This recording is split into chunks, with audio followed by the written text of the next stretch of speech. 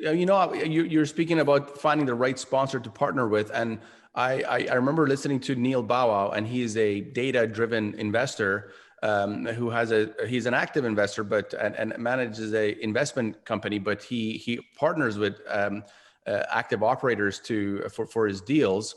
And he was talking about how he would choose the active sponsor is not a sponsor who's been in business for a long time and who's done more than 10 deals, and not a sponsor who just started and it's their first deal. He has this sweet spot between 3 deals and 10 deals, because people who are in that phase have done it enough to understand the process, but haven't done it enough to build enough equity to be very rigid. They work with a potential co-GP to come on board. So that was kind of his idea of the perfect active sponsor active operator to partner with.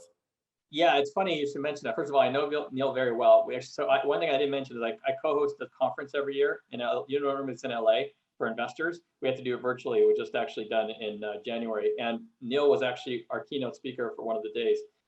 He is amazing. If you have a chance to go read any of his data, we had him present his outlook for 2021. Just a very data-driven guy, even in how he runs his business.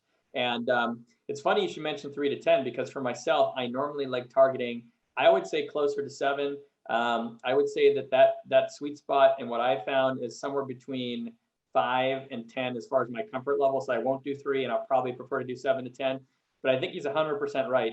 Sometimes finding this right sponsor is a question of timing in terms of when you're meeting them. And I'll give you a great example. I've invested with a multifamily sponsor in the US who owns over $1 billion of apartments in Texas since 2008. And his investor base is so big that I can only see every 3rd or 4th deal. Like, no matter how good of a relationship I actually build with him, he's purposely, in 2008 and 9, he wanted to acquire so much stuff, but he didn't have the investor base to do it because he hadn't really diversified his investor base. So ever since, he just purposely over-diversified his investor base, and now I can't see most of the deals he does, right? Because he's just too mature.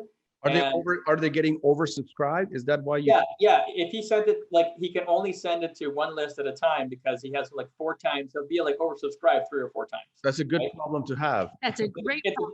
Well, what he did was he purposely created the problem for himself so that in this next downturn, or whenever the next downturn is, that he can go and acquire stuff, because when the downturns come and more investors get scared, he won't be able to get as many investors to participate necessarily. Right. So yeah, which he wasn't able to do in 2009 as a result. But my point though is that, he's a great experienced sponsor. I've invested with him like 15 times or more than 15 times, I think. And I love him, but I can't even look at most of his deals still, So there's a lot of advantages to look at younger sponsors, even beyond what Neil was mentioning, for sure.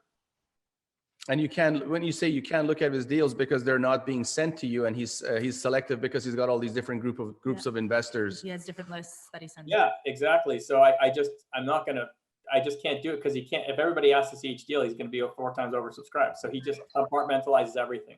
Got it.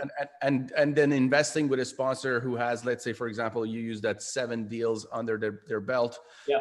They're much more inclined to cater a passive investor coming on board and to take care of them because they are in that building base stage of the company.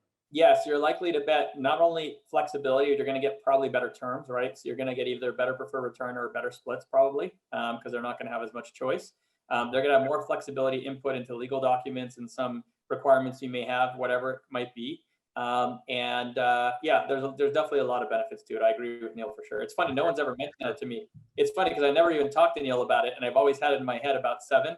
And so it's interesting to see he's doing a 3 to 10. It's a very similar range.